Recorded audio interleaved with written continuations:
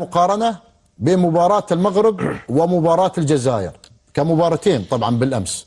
شاهد الحضور الجماهيري المشجعين المغاربة وشاهد الحضور الجماهيري للمشجعين الجزائريين والفوضى بعد المباراة. عندنا بعض الصور نستعرضها كذلك، دخول الجمهور الجزائري بعد المباراة. ليش تشوه سمعة المباراة أنت؟ ناهيك عن الشيء الثاني كذلك موضوع الإعلام، موضوع الدولة الثانية اللي معك وعالمك الصغير، ما يجوز يعني حتى دخولك لأرضية الملعب دخول يعني بصراحة فضيحة بكل المقاييس. أبو خليفة هذا يعكس طبعا ثقافة هذا المنتخب المغربي ضرب أفضل صورة في النهائي أفريقيا، يعني ظلم انسحب الفريق وما طبق القانون، لكن ما شفنا أي تصرف سلبي من الجمهور. بالعكس شفنا التصرف السلبي ظهر من جمهور السنغال، وكان في تكسير ومحاولة نزول إلى الملعب، مع أن المباراة على أرض المغرب وكانوا هم الأغلبية، لكن ما شفنا منهم أي تصرف ضياع بطولة في يعني مباراة مثل مباراة هذه في فرنسا، مباراة في إيطاليا، لا نهائي كاس هذا مع يعني السنغال، مع السنغال على أرضك وعلى الملعب كان أحرى بأنك أنت تعمل، أنت اللي تعمل الشغب لأنك أنت خسران، لكن كان عكسوا رقي الشعب المغربي. وأيضا هذه المباريات الودية أيضا عكست مدى رقي هذا الشعب المغربي. خلينا نشوف الصورة أبو خليفة. دخول الجماهير الجزائرية بعد المباراة فوضى بكل المقاييس. هذه مش مباراة، هذه والله هاي يمكن انت رايح تشوف صباغ خيول، اسطبلات خيول. هاي منظر مباراة؟ هذا مش منظر مباراة عفوا، يعني بصراحة هذه فضيحة من فضايح بعض المباريات سواء الودية او الرسمية. هذا مش منظر مباراة بعد المباراة، والمباراة على فكرة في أوروبا يعني مباراة ودية، مباراة ودية كذلك ودية، وهي الفوضى وهذا الركض في الملعب وبدون التيشيرت، فوضى بكل المقاييس، فوضى بكل المقاييس، وهذا لا يجوز في عالم كرة القدم، ما يجوز. الناس تضحك علينا وتضحك عليكم الصحف العالمية الأجنبية، يقول لك الجمهور الجزائري شاهد بعد المباراة. لا هم يمثلون يعني بلد ويمثلون العرب صحيح. فاليوم هذا يعني هي ثقافة شعب وثقافة جمهور، يعني تصرف غريب صراحة من جمهور يدخلك في مباراة ودية. شوف الصورة الثانية دكتور، شوف الصورة الثانية وعلى ملعب غير يعني شوف هذا المشجع اللي بدون تيشيرت، وشوف المشجع الثانية. هذه فوضى، هاي من غرائب العجائب صراحة، من غرائب العجائب. ويا غريب كن أديب لا يعني. لا ما عندهم، هم يمثلون انفسهم بالأساس يعني، ما يمثلون. اعتقد لأن هذه الأمور سلبية. اعتقد احنا كخليجيين او كذلك كعرب وحتى كذلك كامازيغ، عشان الناس ما تزعل، ما يعملون هاي الحركات، ما يعملون. الناس تناولت الصحف، يقول لك الجمهور الجزائري عامل دوشه كبيره بعد المباراه، تكلمنا عنهم، يقولوا عبد الله الكعبي انت تنتقدنا دائما. انا ما انتقدكم، هاي الصور تتكلم عنكم، انا ما اقول شيء.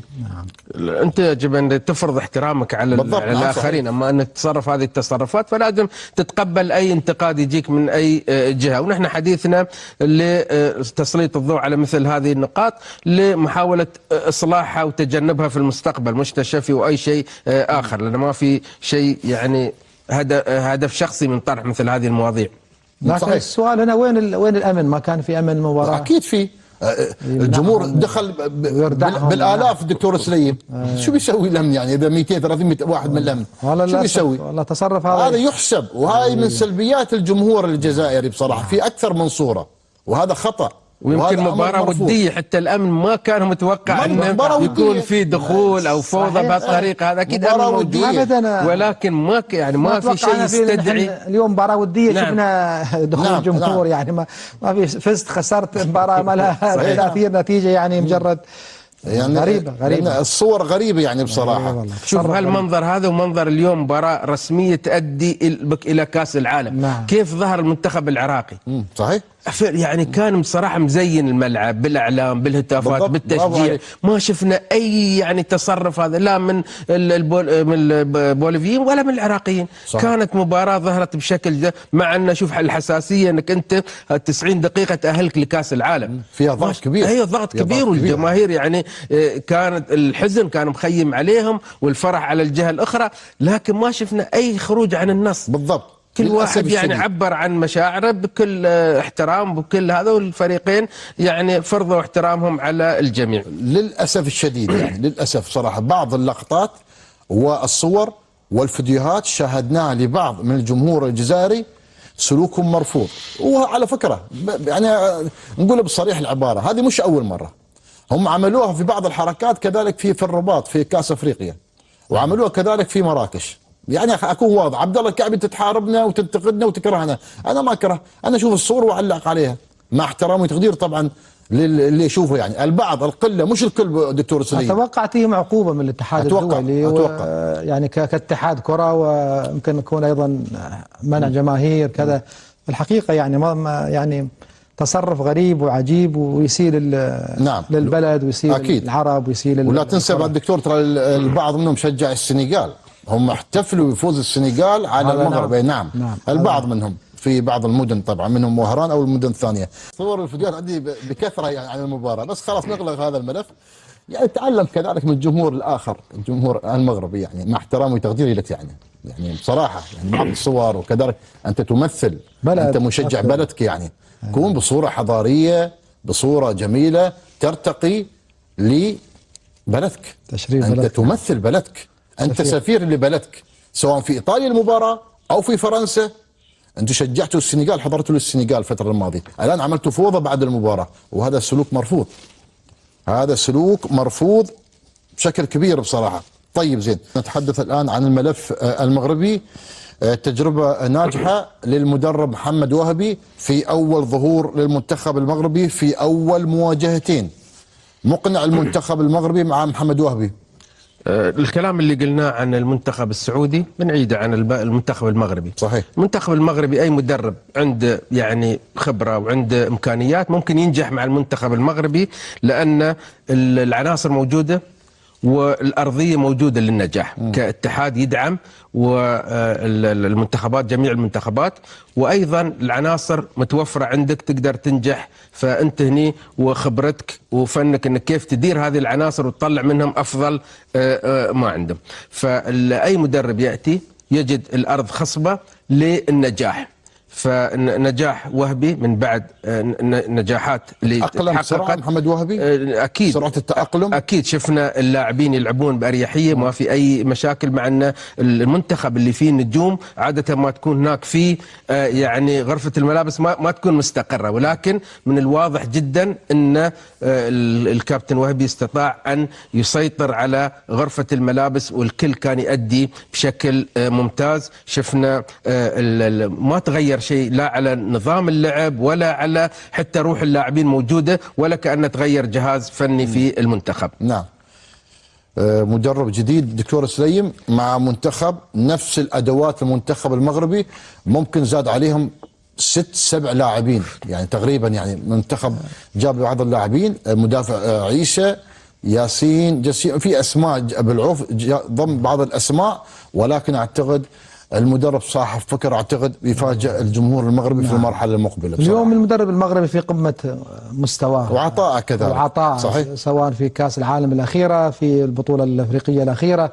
فاليوم اذا كان مدرب عنده شخصيه وعنده اليوم الاكثر اللعيبه محترفين، فمن الصعب ايضا انك انت تقود محترفين، ولكن محتاج الى يعني مدير فني شخصيته قويه ويعرف كيف يتعامل مع اللاعبين المحترفين. ولكن انا اتوقع ان المنتخب المغربي بيكون الحصان الاسود في من بين المنتخبات العربيه، وراح يقدم اداء جميل، وراح يتقدم ان شاء الله للادوار المتقدمه. نعم، نتمنى لهم التوفيق. نتمنى ان شاء الله التوفيق المنتخب المغربي في المرحله المقبله.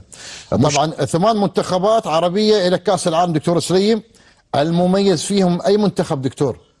أنا أرى المنتخب المغربي هو المغربي. نعم، هو المميز فيهم. من ثم ممكن يأتي نقول المصري. نعم. في المرتبة أبو خليفة، المنتخب المغربي هو الأول بالمنتخبات العربية والله، كقوة، كتنظيم، كاستقرار. أكيد كل المعطيات تقول بأن صاحب الحظ الأوفر في أنه يبرز ويتميز في هذا النسخة هذه من كأس العالم. لا شك بأن المنتخب المغربي هو يأتي في المركز الأول. يمكن بقية المنتخبات تتطلع للظهور المشرف. طيب زين، خلاص اعتقد اتضحت الرؤيه ابو خليفه دكتور سليم. نعم، المجموعات بانتظار كذلك يعني المباريات في كاس العالم. منتخبات عربيه، اتمنى لهم ان شاء الله التوفيق في المرحله المقبله ابو خليفه؟ 8 فرق، 4 من اسيا و4 من افريقيا، فريقين يتاهلون لاول مره، قطر والاردن، رغم ان قطر لعبت النسخه السابقه لكن لعبت كمستضيف اول مره تتاهل عن تصفيات. السعوديه ليست في مستواها الطبيعي، فصعب ان تبرز بشكل. فبقيه المنتخبات يعني شفنا المنتخب العراقي ايضا يعاني معاناه كبيره يعني، لكن نتمنى ان يشهد استقرار المنتخب العراقي ويواصل الاستعداد بشكل امثل، لان المباراه شفنا مباراه الملحق ابدا ما استعد لها بشكل طبيعي، ما لعب اي مباراه يمكن من شهر ديسمبر، ما لعب اي مباراه. اخر مباراه كانت في كاس العرب، من بعدها ما تجمع المنتخب بسبب الظروف سواء في العراق او حاليا في المنطقه اجمع. فهذه بقيه المنتخبات طيب. يعني ممكن نعم. تسعى الى المشاركه او حتى ما يسمونه الخروج بشرف ان شاء الله. قد يكون المنتخب الأردني إذا يمكن يكون له دور تعادل مع نيجيريا، وعندهم الروح عالية. أتمنى مميز المنتخب الأردني، منتخب مميز يعني، عندهم استقرار، عندهم نوع من هذا عندهم روح الفريق، عندهم قد نشوف يكون يدي مباريات مشرفة إن شاء الله. نشوف الصورة الثانية.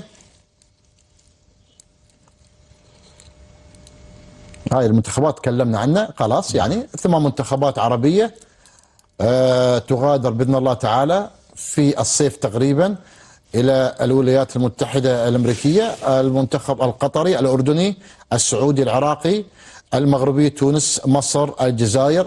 المنتخب المصري عنده العناصر موجود العناصر، لكن يحتاج إلى مثل ما تقول مدرب يحاول إنه يعني يستغل هذه المواهب افضل استغلال ويكون يظهر بشكل. نتمنى حتى الاردني عندهم، ايوه نتمنى، لا مقارنه من المنتخب المصري افضل. عندهم صلاح في ليفربول، عندهم مرموش، عندهم تريزيجيه، عندهم اللاعب الجديد اللي يلعب في الدوري الاسباني الاسمراني ايضا خامه جيده، هذا اول مره يصعد. فعندهم يعني مجموعه جيده، فقط يحتاجون الى مدرب نعم أكيد يظهر امكانيات اللاعبين بالشكل الافضل. نعم كذلك حتى الحين الجمهور العربي في الصيف كل واحد بيختار منتخب عربي، المحايدين يعني يعني السعودي طبعا منتخب بلده، المحايدين احنا نستمتع في المباريات للمنتخبات العربيه. بعض المنتخبات بتلعب بتروح بعيد في كاس العالم، بعض المنتخبات لا، من اول مباراتين مع السلامه على الطياره. معروف حتى الطياره بتكون تحت تسخين وواقف في الصف المدرج. غادر من اساس هدفهم الصعود فقط ضروري. يعني اليوم انت كمنتخب اذا حاط هدفك الصعود خلاص بالضبط، وهذه الرساله اللي واصله للفريق وللمنتخب، بس صعدوا بس انجاز، هذا انجاز معناته انا خلاص حققت الانجاز، ادخل بس تشريف، ومن اول زي ما قلت مباراتين انا مروح البيت. فلازم بالضبط. اليوم كاداره المنتخبات أنا لازم أغير الهدف. صح كان هدفي هو صعود، لكني الآن على الأقل أغير الهدف للصعود الدور ال 32 إلى دور ال 16. فلا بد من تغيير، لأن التغيير اليوم الأهداف هذه تعطي طموح ودافع للعيبة أن يدي في الملعب. أما إذا بس والله أنا خلاص حققت الإنجاز الصعود وخلاص، يبقى اللعيبة خلاص بس للظهور. طيب. وهذا يأتي مع يعني كثرة المشاركات. المنتخب المغربي ليش نحن أعطيناه الأفضلية؟ ما في شيء يعني مميز يعني، غير أنه في جميع البطولات اللي شارك فيها تميز فيها، سواء على المراحل السنية، منتخب الشباب، منتخب الأولمبي، المنتخب النسوي، المنتخب الصالات، منتخب حتى الرديف أيضا حققوا بطولات. فهم الآن رايحين يمشون خطوة خطوة. فالقادم إن شاء الله كأس العالم أنهم يتميزون في كأس العالم ويتحقق الحلم العربي من خلال بوابة المغرب إن شاء الله. هذا يقول عبد الله الكعبي مع وليد الرقراقي يروح السعودية ولا يروح أوروبا؟ والله أنا شو بجاوب يعني؟ أنا إذا تسألني بقول لك الرقراقي يروح أوروبا أفضل بصراحة يعني، احترامي وتقديري طبعا للمنتخب السعودي والمشروع، ولكن الرقراقي يعني ما دام طلعت من منتخب كبير المغربي روح أوروبا، روح أوروبا، أو يقود مشروع المنتخب السعودي ممكن على طويل الأمد. بس ما أعتقد عندهم يكون يحط لهم برنامج يتبعونه ويحققون له مطالبه. ممكن انه يعمل الكثير مع المنتخب بالضبط. السعودي، ولكن الان الوقت ما بيسعف اي مدرب ياتي ولا بينجح. ممكن يعني يلملم بعض الاشياء، لكن صعب انك انت تغير، لان المنتخب السعودي بعيد عن مستواه وما عندك العناصر بالضبط. اللي ممكن تاثر فيها تاثير كبير من خلال تغييرات فنيه. اكيد لان بعد كذا كذلك يعني انا شويه ارائي شويه مختلفه بصراحه. عبد الله نشوف الصوره. والله تو تتكلم عن دكتور سليم وليد الرقراقي، واحد من الاسماء الكبيره. انا بوجه رساله بصراحه، يعني عبد الله اذا ممكن تشيل صوره وليد الرقراقي. تحياتنا طبعا للمدرب وليد الرقراقي. ظهر احد المحللين او النقاد المغاربه ينتقد وليد الرقراقي في قناه خارجيه. لو سمحت، انت استاذ كبير واسم كبير في الصحافه والتحليل، لا تنشر الغسيل خارج المغرب في بعض الامور. شاهدناك والله تنتقده بطريقه، قال ما يهمني الرقراقي وين يروح. ما يصير هذا الكلام. انت اسم، الناس تتابعك، فئات سنيه تتابعك، وصل رساله صحيحه، وصل رساله صحيه. يوم تنقل الصوره عن وليد الرقراقي، انا ما تربطني علاقه مع وليد الرقراقي، ولكن انت كمغربي لا تنتقد بهذا الانتقاد السلبي في وسيله خارجيه خليجيه وكذا. ما يهمني الرقراقي. ما يصير هذا الكلام، امر مرفوض بصراحه. مدرب خلاص كثر الله خير، روح اذكره بالخير يعني، او قول له تعليق اذا عندك مشكله معاه. واحد من المحللين طبعا اللي طلعوا في الفتره الماضيه، يمكن امس او قبل امس تقريبا، وهذا امر مرفوض بصراحه. بعض الامور تجمعنا، صحيح في الوقت الحالي الان في امور ما تجمعنا، ولكن ان شاء الله تجمعنا في قادم الايام، خاصه يعني في المراحل. قالوا فوزي الأقجع هو السبب، قالوا الملاعب تركيب، قالوا فوزي الأقجع هو اللي يتحكم في الكاف، نقل الكاف من القاهره الى مكان ثاني، بس هم شاطرين في هذه الاسطوانه المشروخه. هذه اسطوانه مشروخه للاسف، وما توديك بعيد، وتنكشف مع قادم الايام صراحه. طيب في سؤال يقول لك اللي صفروا في النشيد الوطني مغاربه، لا مش صحيح. المغرب عندهم مباراه بالاساس تقريبا نفس التوقيت تقريبا، لا عشان ما تظلم كذلك. انا ما اعرف شو المشكله الان في الفتره الاخيره يعني.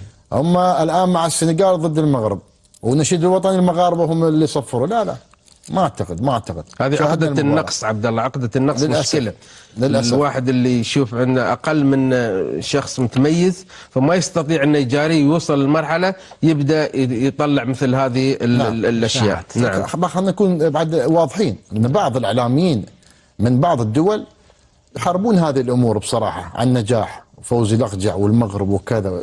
يعني خل الامور تمشي، انت اعمل مثل ما يعملون الدول الثانيه ونفرح بالعكس والله، ونذكرك بالخير كذلك. دائما لضريبه النجاح في لها اعداء، لها اعداء. برافو عليك. ايه، والاعداء هذول تكونوا عنده في امور شخصيه وشخصنه. بالضبط. اي نعم، فلكل نعم. نجاح اعداء. ان شاء الله. نشوف الصوره عبد الله.